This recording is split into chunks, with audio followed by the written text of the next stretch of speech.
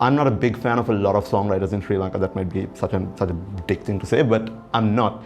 And I think a lot of people don't pay attention to, like, people try to be really deep, really metaphorical. Like, I don't think that's really necessary. Like, I think the lyrics that hit you best are the ones that are very plain spoken and just easily put, just like you and I would converse, right? So I feel like for songwriting to happen, life has to happen, right? Like, you have to go through shit and like, then you have things to write about.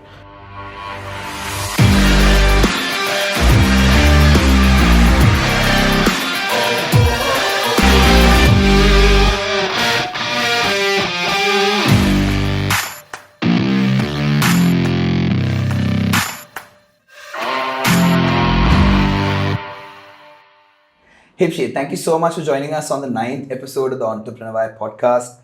You are one of the most streamed artists who are like Sri Lankan born. You actually have 3.31 million streams on Spotify alone. Yeah. You are the producer of yours truly, Missing You and 𝗀𝗏𝗃𝗍𝗃, which are international hits. And also you're one half of the music duo, which is Middle Class Rich Kids, which alone has 1.6 million streams on Spotify. Yeah. So Hibshi, let's get straight into it. Internationally, artists make money primarily through live concerts. However, in Sri Lanka, we don't necessarily have this whole live concert scene, especially for artists who make music in English. Yeah. So what are the primary sources of income for artists, and how do they monetize their work of art? Right. There's a few different ways to do it. Live performances are still really important, and that shouldn't be forgotten. And I do think like there is a live sort of band scene in Sri Lanka. You're very much aware, but it's not in the concert level, I would say. But I think the Sinhala music has somewhat cracked that scene a little bit. I do know artists come together and throw concerts and whatnot, and that is great. But it's difficult to do that with English music in Sri Lanka because you can't pull the numbers in terms of a live audience. So I would say. But the thing is this, right? That problem still extends into monetization as well, because again, you're dealing with a very small number of English music listeners. So even in terms of what you can pull through YouTube or Spotify is still a pretty small number. But I would say the realization is that, at least for me, the realization has been the fact that when you make English music, you're not making it for Sri Lankans alone. You have a world of English-speaking people, and you have a world of English music consumers. So you just have to figure out ways to get your music out there into the world and not just look at it as a Sri Lankan, as a regional thing, you know? And the moment you start doing that, you can hit bigger numbers, and that's when you start making something of a revenue out of doing this. Right. Now, if you look at producing music, that alone, it's a very difficult thing. I don't know if you produce music, do you realize how much effort goes into it. Yeah. But then promoting that music is a whole different ballgame. Now, as someone who has done both, which is harder? Is it producing or promoting, at least at a personal level? Okay. I think they both come with their challenges, obviously. Producing music is a craft that takes a lot of, like, you need to, just like anything creative that you do, whether it's design, filmmaking, whatever, like, I'm a big believer of the 10,000 hour rule. You need to put the time into it, and then you become that good at it.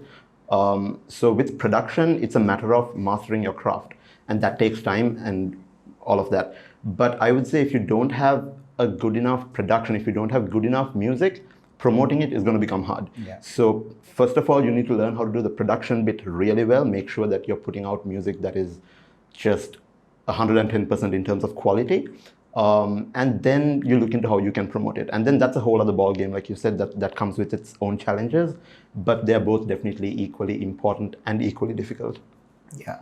Now, back in the days in music, there was a lot of record label dominance there. You know, you had to be attached to a record label in order to make a name for yourself. But over the last couple of years, there have been a lot of independent artists who come out there and really made a name for themselves, right? Yeah. So like, however, there still is an element of record label dominance. What are your thoughts on it? How much of a dominance do they have compared to what it used to be before? Definitely much less. I think anytime an artist, and there are enough Sri Lankan artists that can sort of attest to this, but I think even if you look at the Costas to the 𝗍𝗏𝗍𝗃, like they've pretty much built their online presence, and at that point, you're your own media. You don't need the machine behind you. You can just release music and it goes straight to your fans, right? So that's a great sort of position to be in. The bargaining power you have at that level is unheard of. But there is definitely an advantage to having a record label on your side. I suppose when you reach a certain status, it record labels can open more doors for you in terms of how you can reach more regions, more territories, whatnot. So it's always great. But I also think in terms of being smaller artists like myself, I would say it's still great because I work with a lot of independent labels in Europe or US or UK and whatnot. And these guys are in a position to get your music heard better on Spotify. For example, one of the things is that we don't have Spotify in Sri Lanka yet. It's going to be here soon. But over the years, the way I've been releasing music, Spotify hasn't even been in our territory. But the reason I'm able to do the kind of numbers I do is because I partner with labels outside of Sri Lanka, and they have their playlist network and whatnot, and that sort of puts them in a position to get my music heard in different regions. So there is definitely an advantage to having a label on your side, I would say, even as a smaller artist.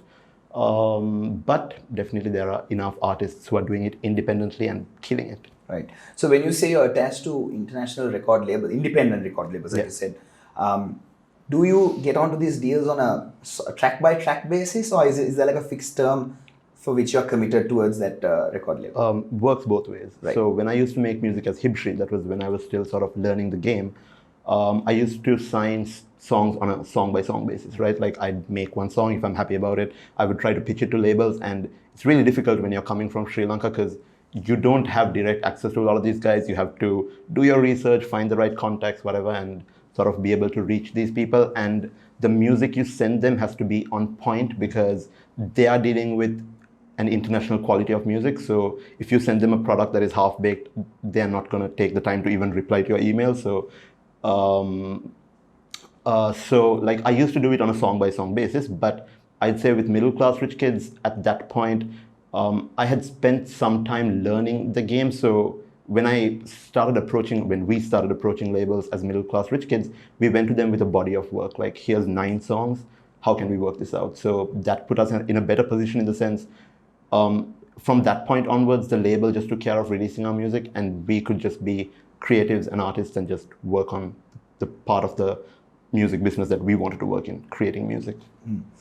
So you were talking about how you can't approach record labels with half-baked products, and I have listened to some of your previous interviews in which you said that you are a guy who gives prominence to quality over quantity, and you're very specific with the type of music or the final product that comes out there. So can you take us through that process of, because there's this very famous saying where it takes 95% to make a song, that's 95% of it, but the last 5% of the song is probably the hardest in terms of fine-tuning it to sound really crisp and beautiful.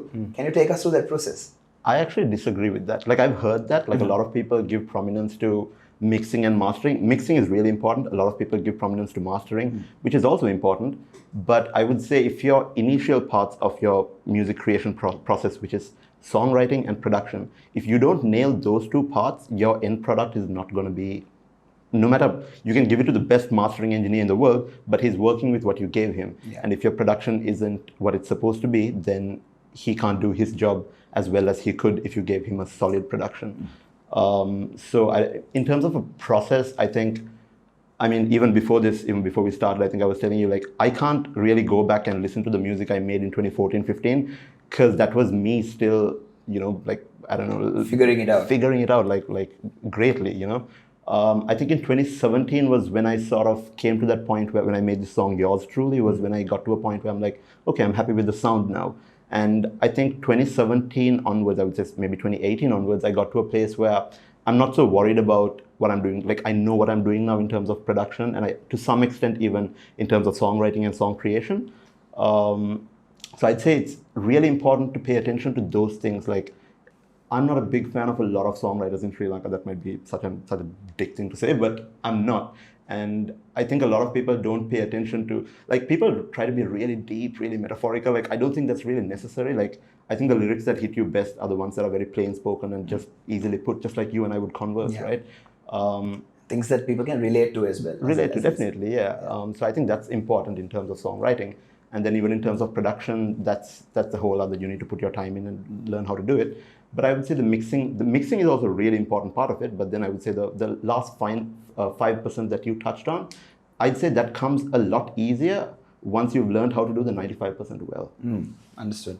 Would it be fair if I call you a perfectionist? Because that's the vibe that I get, at least. You could say that. I would never put it that way. Yeah. But yeah. So then how do you, like, find that balance between creating this perfect product, but at the same time being able to release things on time and still being kind of happy with what you're doing, no matter how good it is to others, you're sometimes not happy yourself. So I know. How do you find that balance? I know exactly what you mean, but I'd say I didn't have that pre-2018, which is what I was getting at before. It's the time I put in, I would say from 2014 to 2018 is what has sort of allowed me to now be in a position where I'm just casually making music and I'm not stressing too much about, is this perfect, is that perfect? Like I've tuned my ears well enough to know like what works. So it's a lot easier. So it comes with experience. It does, definitely. Yeah. So now you are attached to these international record labels, which obviously help you in promoting your music. Yeah. But apart from that, or maybe in addition to that, how do you reach out to the international market to promote your music? Because like you said, you make most of your music in English. Yeah. And we have a relatively smaller crowd in Sri Lanka to promote that music to. So how do you reach out to the international market to promote it? I've been, I think, a little blessed in that sense because of the labels and the contacts that I've been able to build over the last few years. So honestly, I'm not stressing too much about like, how can I reach more German listeners or French listeners or whatever. It's just that these labels have big playlists that work well in different regions. Some of them have huge YouTube channels with like 3 million subscribers, 4 million subscribers. So for me, it's about giving them a good enough song that they're happy to put on their platforms, and then it reaches the people. So I've sort of been blessed in that sense. Yeah. Now there are trends in general, there are trends and there are fads as well. You know, music is about taste and personality and what we like. Now trends keep changing though. Yeah. So how do you as an artist, you have your preferences obviously, but at the same time try to stay relevant to what is the taste out there in the market? Because right now we have alternative music becoming a thing with Billie Eilish and 𝗬𝗵𝗲 putting out their songs. But like you're more into pop and /electronic, right? So like, what are your thoughts on you trying to stay hot, fresh, if I can put it that way? See, I think that's also the thing. Like, I think authenticity is really important, and people see through it if you're not being that. Just because something is hot and you try to jump on it, it might not come naturally to you, and therefore you're just putting out a product where you're just trying to be something, and it's, in my opinion, it might not always work.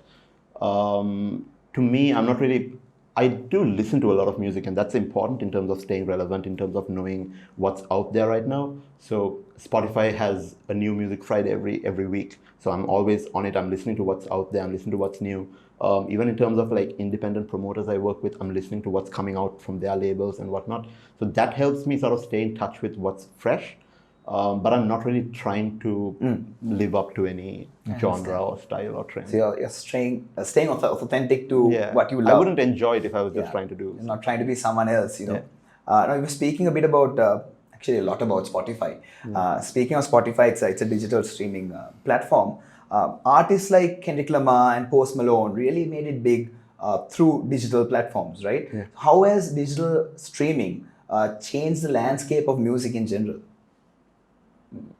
I don't think music is ever going to be the same thanks to streaming platforms. I mean, all of us sort of, I imagine, if you were a 90s kid, you grew up listening to cassettes. Yeah, sure. Yeah, and then eventually CDs. My dad used to play Jim Reeves and Elvis Presley growing up. And I had all like I had the Ranidu cassettes, I had the cassettes, I had all of it, right? Like, gold. Yeah, and including, a little difficult to admit, but the Backstreet Boy cassettes. And okay. But anyway, yeah, so you grow up sort of listening to music on cassettes and then CDs and whatnot, but I think it also put artists in a very difficult position at one point, because suddenly people aren't really buying their CDs and their cassettes, and at one point that was a huge stream of revenue, and now it's gotten to a place where music is technically free. Like anyone can just jump on YouTube and Spotify and listen to it. I think in a way it has changed the game for the better, because all of us can now just create our distribution network and just be able to just put music out there for listeners. In that sense, it's great.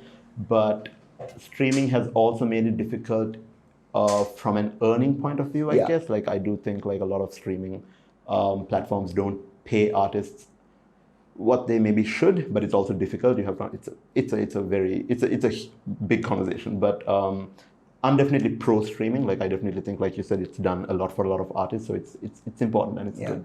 So that you kind of touched what I was going to ask you next, which is on how these streaming services distribute the earnings, Right. which is relatively very small. They only pay a fraction of what they actually get from a stream. Right. Now, we have several platforms, iTunes to Spotify to Deezer to YouTube to everything, right? Tidal, yeah. And we have all these major artists from Taylor Swift to everyone sometimes pulling off some of these platforms because of some of the agreements that they have with these streaming services.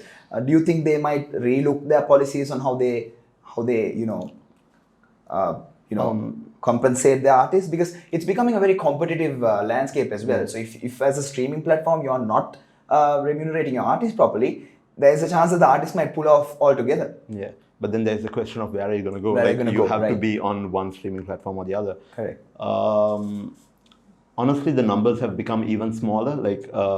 As somebody who used to earn off of Spotify and Apple Music, I've noticed that it's not even what it used to be 2 years ago. It's Really? even less It's than reducing. It's reduced, Okay. yeah, even this year. So it's challenging, but I hope they do something about it. I do know that there are a lot of music figures in the international scene who have not just artists, but label heads to music managers to whatnot. Everyone talks, even like the behind the scenes producers to songwriters, who are a huge part of this mix. Like people see the artists, but then the producers and the songwriters have to Absolutely. get compensated too. Absolutely. So there is a big conversation that is going on all over the world right now, which is along the lines of what you touched.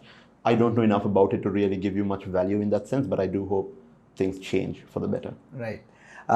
Let's speak a bit about the Sri Lankan music industry. Where do you see, what are your opinions on where the current state of where is the Sri Lankan music industry right now? I actually think it's in a really great place in terms of, I do think a lot of our local artists have really caught on to how to put out their music on YouTube, and everyone's doing the YouTube game really well.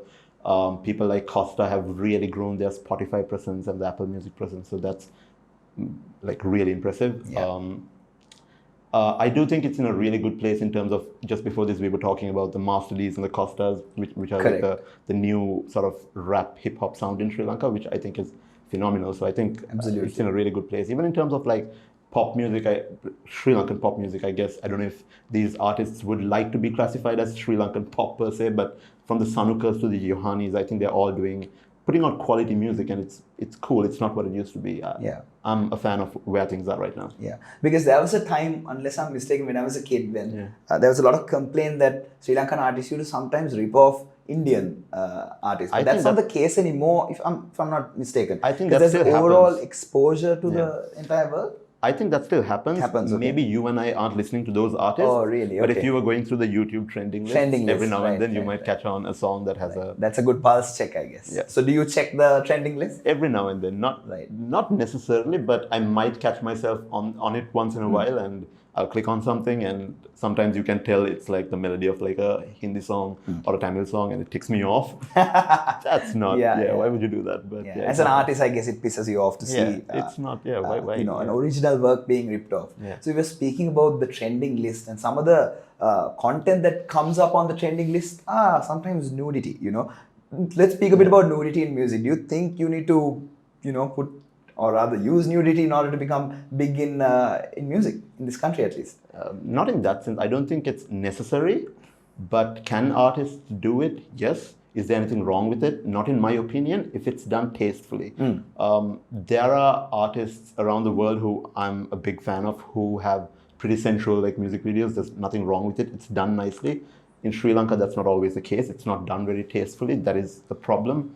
But while we're on the subject, one of my favorite artists, for example, is this artist called 𝗏𝗏𝗏𝗏, right? And 2 years ago, he had an album called Cybersex. And one of the singles on it was the music video. He released it exclusively on Pornhub. Not really? YouTube. He dropped the music video on Pornhub, which is a ballsy move, right? Yeah.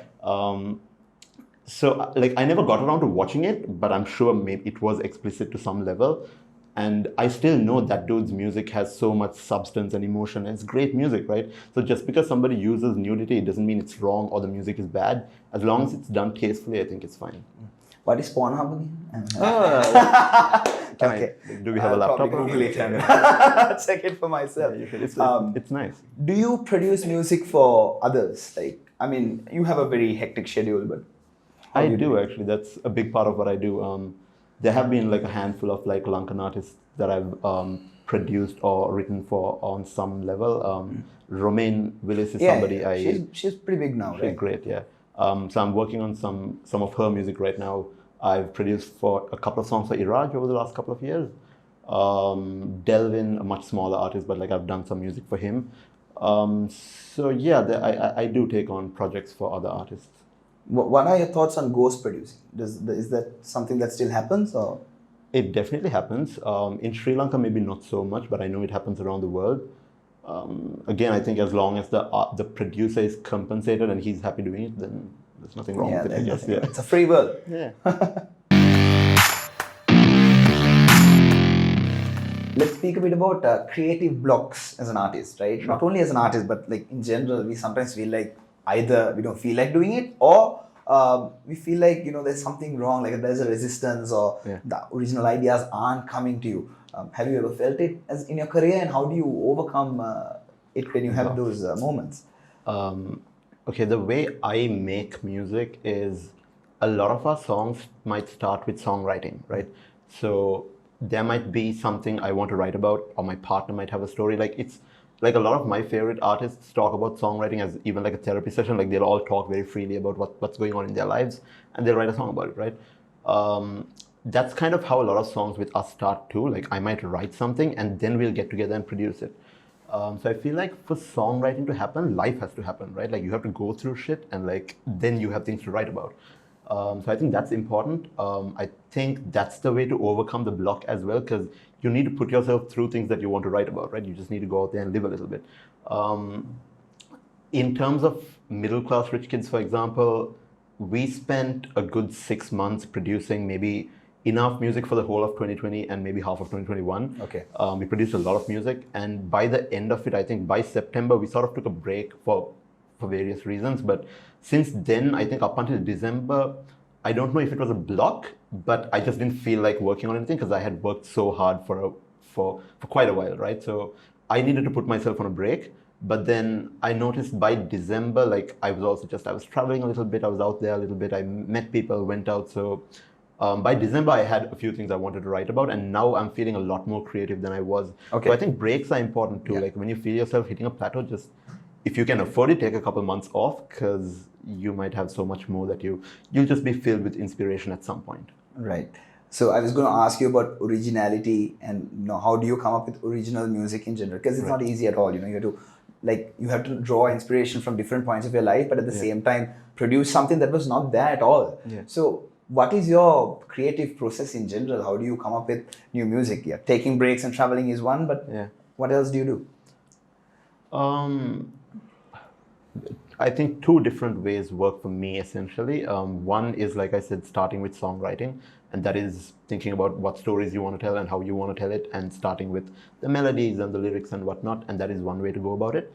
The second, I would say this applies to a lot of producers, including my partner Shenik and myself sometimes, where we'll just sit on our production software and hunt through for interesting sounds or whatever, and that could spark an idea. So I think those are the two essential ways that I start working on original music. Like I'll either start with songwriting, or I'll start by hunting for sounds or something interesting sonically. So from there on, whatever happens, happens. Yeah.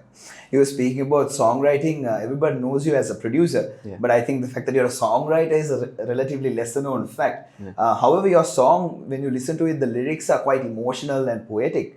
Sometimes too poetic. No, but I love it. But where do you draw your inspiration from? And like, what are some of maybe the life, not personally, but like, where have you drawn that inspiration from? It's honestly, man, it's just like things that we all go through. Like it could be relationship stuff, friendship stuff. It could be anything, man. It could be feeling like you're stuck in a dead-end job. It could be anything, but like at some point you'll find yourself just wanting to, if you're a songwriter and if you've been doing it long enough, I suppose you'll identify things you want to write about and how you can tell those stories. And it just, I think the only thing I'm never trying to be poetic. Like I don't even consider my lyrics to be very poetic or whatever. Like I'm honestly trying to keep it very plain spoken, very visual is something I try to go for. I think Lyrics need to be able to put you in a place or time, like the way you talk about the room you're in, the color of the t-shirt you're wearing, like all of those details are, I think, what makes a great song. So it's just that, it's just me thinking about like things that I've gone through, been through, whatever, and how I want to write about it. So let's speak a bit about simplicity in lyrics, right? So some people, like in the music scene, think that it's important to like make it a bit sound a bit complicated and put metaphors there instead of speaking plainly. What are your thoughts on lyrics being? Should lyrics be simple and to the point so that the common man understands it, or should it be layered so that you allow the listener to form his own interpretation of what it means? I think it works both ways. I know there are musicians, maybe not so much in pop music, but in more rock or metal music, where I feel like the lyrics are a lot more complex. And I do know that there are listeners who like that and who like to be able to sort of dissect lyrics and sort of understand it. Personally, I've never been a fan of that type of songwriting. To me, like I mentioned a couple of times, it's very important to just keep it simple, as you said, and just sort of talk about things the way they are. And some of my favorite songwriters have always done it like that. 𝗟𝗶𝘀𝗃𝗁, for example, if you look, it's never complex, like a song like A-Team, if at all, might be the only one which is a bit sort of not spoken so plainly, but a lot of it is very just plainly put. Not to say that there aren't complex thoughts in there every now and then, but for the most part, it's just very simple. Do you think that's the reason why they do so well as well? If you look at your songs, all of them are hits. And the reason for that is because people can relate to what you're saying instead of you trying to talk about some very serious concepts which people sometimes can't relate to. What are your thoughts on that? Could be. I think it's a number of things that come together to make a great song. It's never just the songwriting I'm either. talking like, does that contribute to? I would like to think so. Like I don't have none of us can really measure it and tell you like this is what's working. But I suppose as music listeners, you and I can always tell like that probably does contribute. Absolutely. I would agree. So let's speak a bit about middle class rich kids. Your partner, 𝗀𝗍𝗃, right? 𝗀𝗍𝗃, sorry, my bad. He is also part of High School Junkies, who are also making a name for themselves here. So how has that experience been? What was the inspiration behind putting up middle class rich kids, and how has that journey been so far? Right. I think, so I was making music as Hibshi for a while, and when I started, I really didn't know what I was doing. And at some point, some of the music started working and sort of taking off. But it also occurred to me, I think, in maybe 2019 or so, that I didn't totally have a plan. I had just been winging it the whole time. So Middle Class Rich Kids was more me trying to create a brand per se than just put out music for the sake of putting it out, right? With Middle Class Rich Kids, there's a very specific sound, there's a very specific songwriting style, there's a very specific artistry in terms of photography, like whatnot. So it was a very like thought out kind of project. And I wanted somebody who could, like, it's not easy to find a music partner, like especially for somebody like me. I'm very opinionated and specific, I like, very specific about how I like things.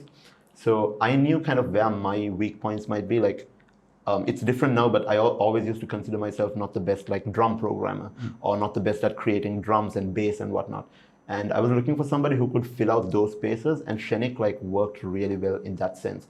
So like I feel like I bring the more melodic, emotional elements to the song, and he brings the more rhythmic, energetic elements to the song, and that kind of creates what the Middle Class Rich Kids sound has been. Right. So it's been awesome.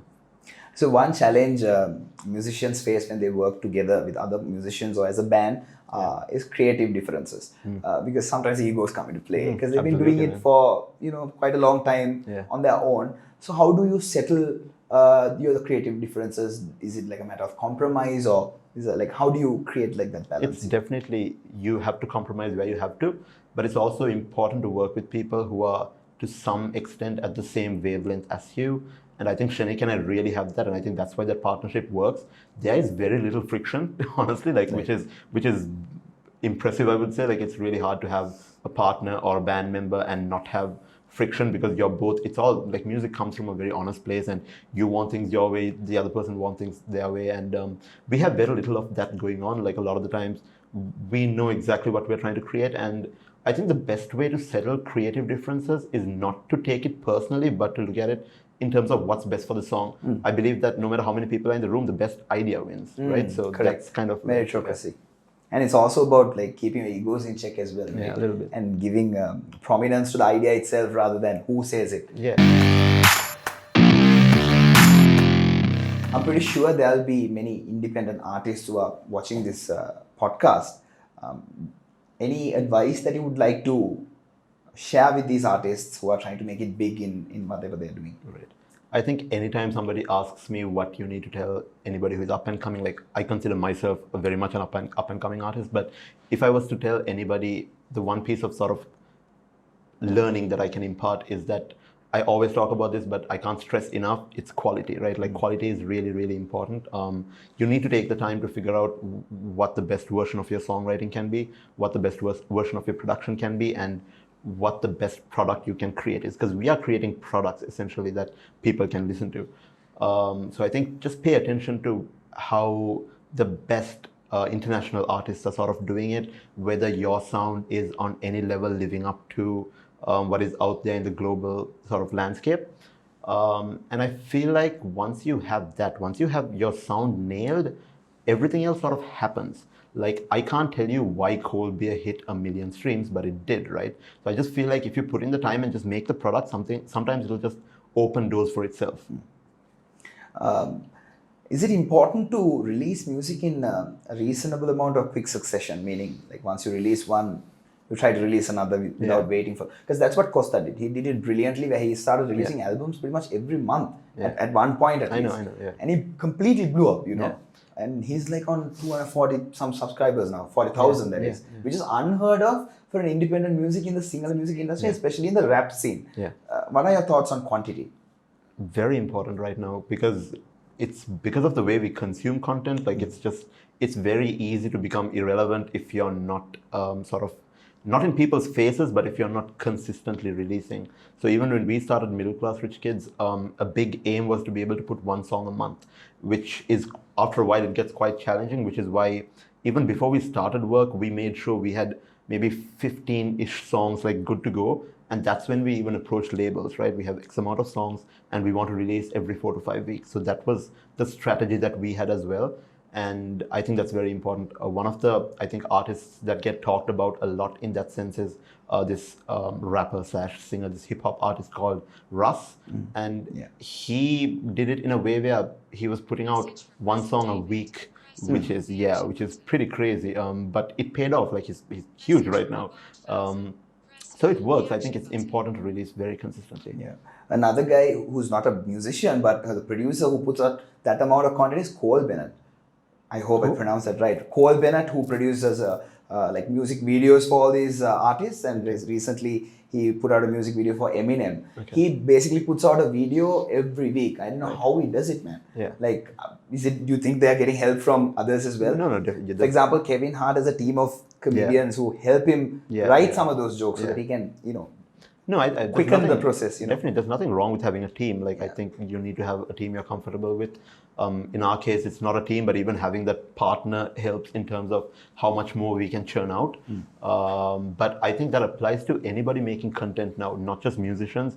Anybody trying to make any kind of presence in the social media space need to be able to consistently put out content. It's not just, oh wow, I made this one video and I'm done. It's never that anymore. It's, even if you're particularly proud of one video, you still need to be able to have a consistent number of content pieces just coming out. Musicians are often prone to controversy. What is the craziest rumor that was attached to you that you heard in social media or something? Oh no, it doesn't happen, but somebody was saying, hey, Hibshi did this. Honestly, nothing comes to mind. I'm pretty low-key in that sense. Right. Is that why you're low-key? Not necessarily. I think until I started Middle Class Rich Kids, I was even more low-key. And only with Middle Class Rich Kids, we've sort of started building somewhat of an online presence. But I don't have that problem. Right. Yet. What is the craziest comment you've heard from a fan? The craziest? Hibshi, please marry me. No. That would be flattering, but no. Right. No, I've heard good things in terms of, like, I guess because of how honest some of these songs are, I do hear about how people have had similar experiences and then they reach out, and that's always nice to hear. Okay. So nothing crazy, but some good stuff that I really want to hear. Yeah. How important are music videos in the success of a track? Because sometimes does it give more traction when there's a music video attached to it? I think 100%. Like, that is one area that even we want to start working on this year, because So far, we've been trying to sort of release audio consistently and figure out how to get that going, and that's been working for us. But I think we can do so much more once we start tapping into the music video space. So that's definitely going to be a big focus for us going forward. I know you touched base about this before, but let me just ask it one more time. Sure. Now, if you look at the English music scene in Sri Lanka, it's relatively small. Yeah. We have a metal community, there's a small hip-hop community and pop community, etc. However, you're one of those artists who broke out into the international scene, and as a result got your numbers as well as everything else that went along with it. What are some of the advice you would like to impart to musicians out there who are trying to make it big in English in Sri Lanka? Right. I think it's a mindset thing of sort of like I mentioned this before, but it's sort of understanding that English music is not for Sri Lanka. Like it is for Sri Lanka, but it's for everybody who speaks English, which means you just need to make sure the caliber of music you're putting out is good enough to penetrate other international regions, right? So you need to forget that, like, okay, wow, I'm just making this for Colombo, like, because that is not going to get you very far, as sad as that is to admit, because I think even starting out, that wasn't a realization for me until maybe 2017, because before that, even I was making English music just like a lot of people here and trying to get it on certain local radio stations and trying to figure out how can we reach X amount of people, but you're really reaching just a few thousand people in Colombo or in the Western province who maybe speak English. And I think it's also the expat community as well. That's a pretty big market. Like if you look at the Tamil language, right? Yeah. So there's a huge expat community in Malaysia, in Canada, in Western Europe, which is one of the reasons why artists like 𝗍𝗶𝗀𝗀𝗃, for example, made it huge. Yeah. And there's a huge Malaysian rap scene as well. There are Sri Lankans who are there who sometimes we don't even hear about. What are your thoughts on that? Okay, the way I see that is the expat scene is important. Maybe specifically for Sinhala music, because Sinhala is a language that is only spoken in Sri Lanka, right? Yeah. So you look at our country, you're like, okay, we have 21 million people here. Maybe we have an expat community of another 20 million people. I don't know, maybe 20 million Sinhala speakers, right? So when you make Sinhala music, having that additional base of another 20 million people to reach is interesting. It's cool, like whatever. But when you make English music, you don't have to be restricted by the expat community or the Sri Lankan community. You're looking at the whole world. And I think it's important to look at it like that, as opposed to just Sri Lankans, which unfortunately is I see it as a challenge with Sinhala music, because it's ultimately you're only reaching Sinhala speakers. Yeah, correct. But with English, you don't have to be restricted by that. Correct. So let's speak a bit about the business side of things. Now, going forward, where do you see middle class rich kids going towards? Are you planning to set it up as a record label, as per se? Are you planning to get artists under your wing? Just tell us a bit about that. Right. Middle class rich kids will always be an artist project. It's just the two of us putting out music we like. In terms of what we want to do going forward, this year we are trying to tap into the event space, hopefully. Be able to DJ a little bit more, be able to play some gigs, which is something we haven't really ventured into, so that's interesting. In terms of music videos and content, we're looking at that this year. In terms of helping out other artists, I'd really like to help ourselves first, in the sense that, you want to put yourself in the first build your home and then you help others build their home. Absolutely, yeah. So, okay, I'm going to ask you a crazy question here. Do you think it's possible over the next 5 to 10 years for middle class rich kids to host their own event, where they get other artists like, say, Costa, whoever, on board, but the main event is by middle class rich kids? Do you think there is enough potential in the market, for you all to do something like that? 100%. I don't think it even needs to take 10 years. Okay. Like, I think it could happen sooner. Because we've never been at least middle class rich kids is a relatively young act. Yes. We started in the beginning of last year. So we do have a lot, sort of, in terms of a vision, we have a lot that we are trying to work towards. And we're just getting the ball rolling. So I don't want to speak ahead of, I don't want to get ahead of myself, but I do think there's a lot that is possible once we really get all the balls rolling. Right. On a final note, 𝗍𝗵𝗀𝗃, how would you want to, when it's all said and done, be remembered as 𝗍𝗵𝗃 the musician, as well as middle class rich kids the brand? How would you want your legacy to be remembered as? Did I put you on the spot there? Not really. Wow. I don't know. I think I just want to be known as somebody who just made good music.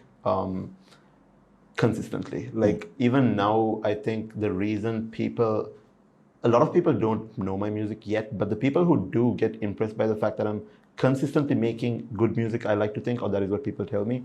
So that is something that I want to be remembered by, just that I made music consistently that touched people, hopefully. Right. All right, 𝗍𝗵𝗃, thank you so much for joining us on this episode of the Entrepreneur podcast. Just to recap, 𝗍𝗵𝗃 is one of the most streamed artists in a Sri Lankan born artist rather, with 3.31 million Spotify views. That's crazy. And Middle Class Rich Kids has 1.6 million streams as well. So you guys need to subscribe to both the channels and make sure that you follow his music because it's pretty cool. I'll catch you again on another episode of Entrepreneur podcast. Until then, this is 𝗟𝗶𝗀𝗀𝗀𝗀 signing off on behalf of EW. I'll see you all soon.